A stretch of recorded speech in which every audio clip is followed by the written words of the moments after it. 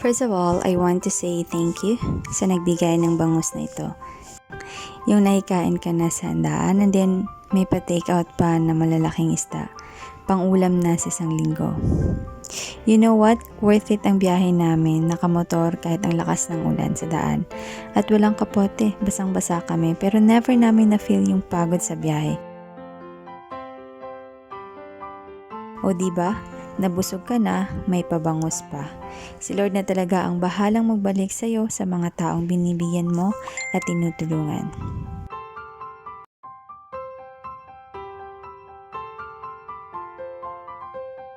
Did you know rilye ng bangus is a symbol of love and celebration? Why?